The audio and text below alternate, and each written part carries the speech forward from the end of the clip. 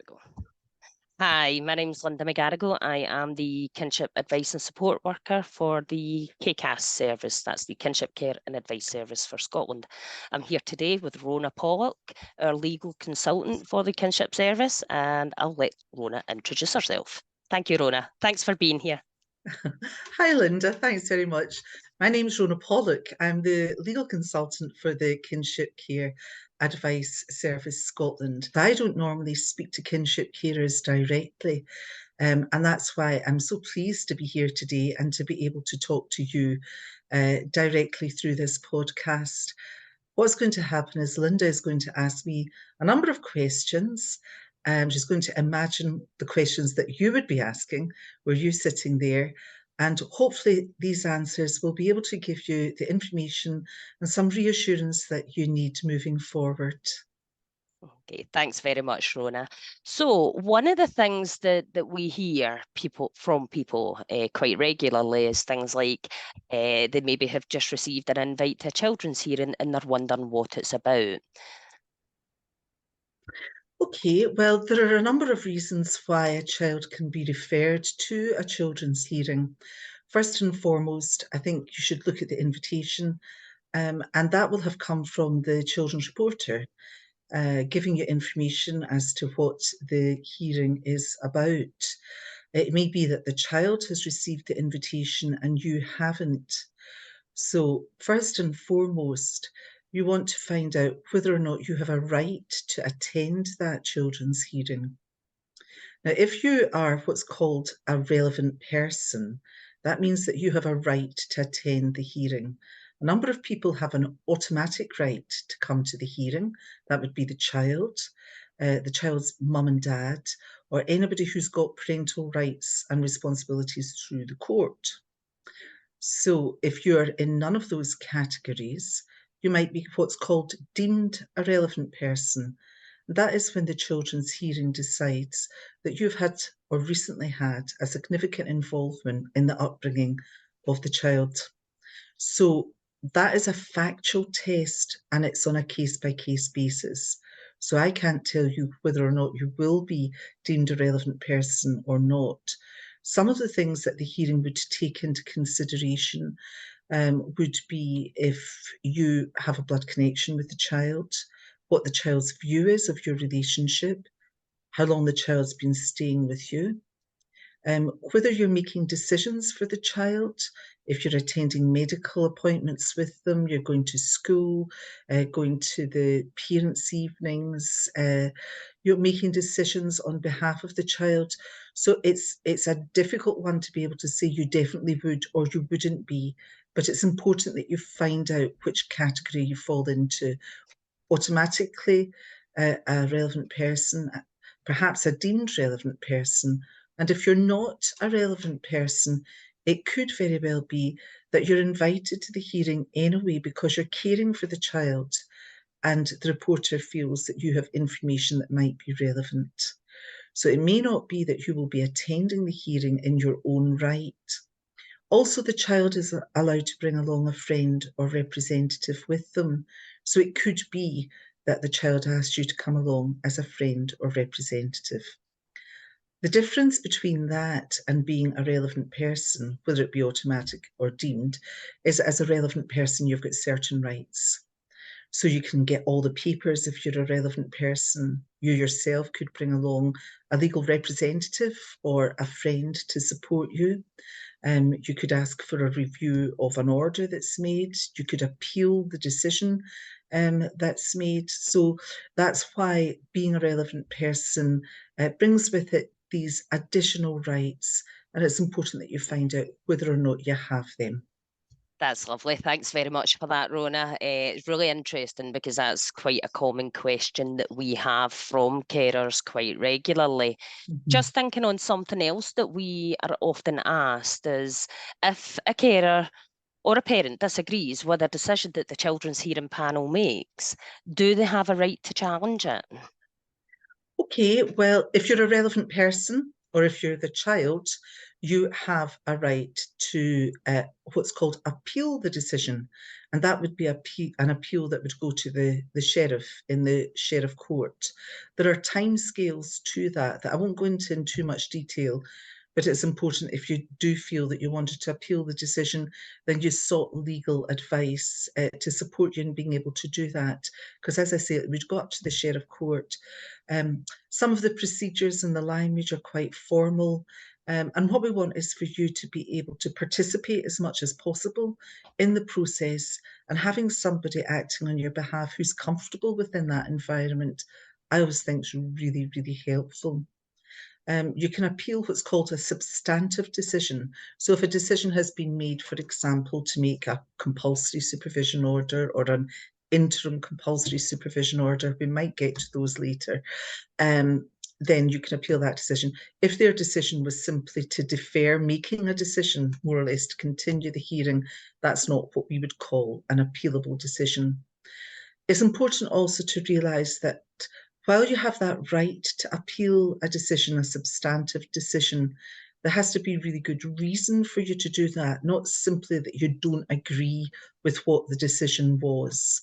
Because what the sheriff will do is say, well, I can only look at this and look at upholding the appeal if it wasn't justified, or if there was a procedural irregularity, as it's called, where people didn't get the papers far enough in advance, or if the hearing didn't put sufficient weight onto an issue that they should have. So, for example, if you felt that you hadn't been listened to, or you hadn't had an opportunity to put forward what your view was, that would be perhaps one of the reasons that the sheriff would look at in upholding a decision, upholding an appeal that was made by the children's hearing.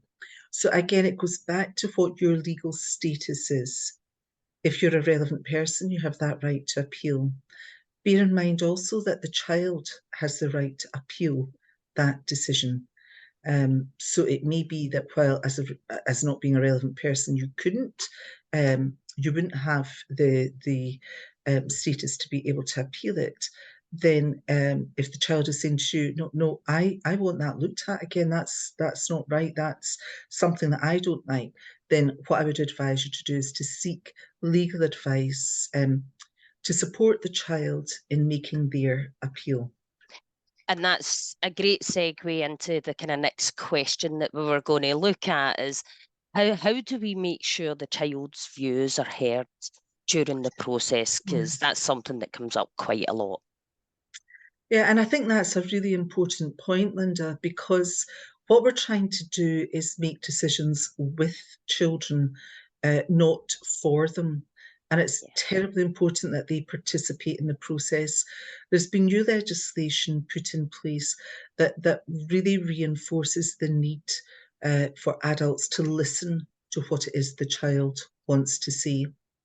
Now, there's no cut-off date. There's no, well, if you've got to the age of 12, then we'll start listening to you. But when you're 11 years and 364 days, we don't need to. That's not the case at all. What we try to do within the children's hearing system is make sure that the adults adapt their way of listening to a way that suits the child. So we should be listening to what the child is saying. First of all, does the child have a view? Secondly, do they want to express that view? And thirdly, how are we going to support them to enable them to get their view across? Now, each child is entitled to what's called a child advocacy worker. And I've seen them working very well within the children's hearing system. And that's somebody who'll come out and speak to the child beforehand. It won't just be somebody that they'll meet on the day. It's somebody that will talk to the child, they'll get the child's views, and they'll be able to put those views forward on behalf of the child. So they're not actually sitting as, there's something else called a safeguard, and what a safeguarder would do is recommend what they think is in the child's best interests. That's not it at all. For a child advocacy worker, they're not expressing an opinion. What they are doing is either supporting the child to express their opinion, or else they're putting forward the opinion on behalf of the child. So they will have spoken to them in a very child-friendly way and worked out what it is that the child wants to communicate.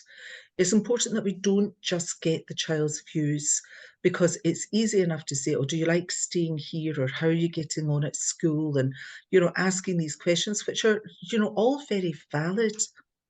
But the child has to have an understanding of what the hearing is about, what decisions are available to the hearing, and what the likely implications are of those decisions, so that they are actually participating in the process, and saying, well, I know that you can say that I'm going to go back and live with my mum and dad, but if you make that decision, this is how I would feel about it.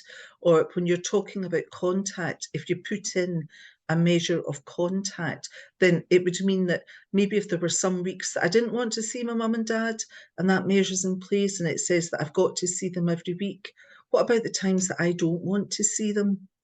So it's examples like that. So the child advocacy worker will be able to say that these are the likely decisions that are made, and here's what they would mean. And then for the child to be able to say, well, hold on a minute, that's something that I would be worried about, or that's something that I would like, or when am I going to see my brother and sister? What's the hearing going to do about that? Because I know they're living somewhere else, and I know that mum and dad don't really want me to see them, but I want to see them. So how can I do that? So in a way, it's enabling and empowering the child to get their views across. And it's up to us as adults to adapt the way we listen to make sure that the child is being heard. That's lovely. And that's really, really helpful to hear the distinction between the child advocacy worker and the safeguarder, because I think there's a few misconceptions around that. Sometimes it can create a wee bit of confusion. Mhm.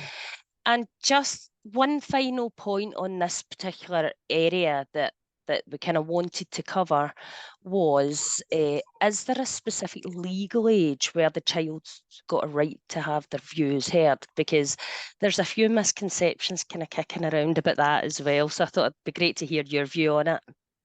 No, there's a few misconceptions amongst the professionals as well, and but legally, as I say, there was new legislation that became operational a couple of years ago, and it used to be we had this cut-off date. It was completely ridiculous. It was by the age of 12, Yeah, they have this ability all of a sudden to understand what's happening. That's gone. The assumption is that the child will have an opinion, the child will have a view, and we have to find out what that view is, even for very young children. Very young children who sometimes can't even express themselves, they can tell us what they want without saying anything. If they don't want to go to contact and they're hiding their shoes, or after contact, if they're wet in the bed or acting out, they're telling us something. So we always start from the position that the child has something to say, and it's up to us to listen. So no, there is no cut-off. The responsibility is ours to make sure that we have made every possible effort in working out what it is that the child wants, what's happening in the child's life. They're the ones who've got the experience. They're the ones who've got to live with the consequences of our decisions. So there's been a huge mind shift there, moving away from this sort of paternalistic, we know what's best for the child. And anybody who's had the privilege of bringing up children know that they have a very deep understanding of what's happening to them. They might not be able to express it intellectually or in a way in language that we understand, but we know fine well what it is they're trying to tell us. And it is up to us to listen to that. And the that, children's hearing is charged with doing that. Legally, they are charged with doing that. that's lovely. Thanks very much, Rhona.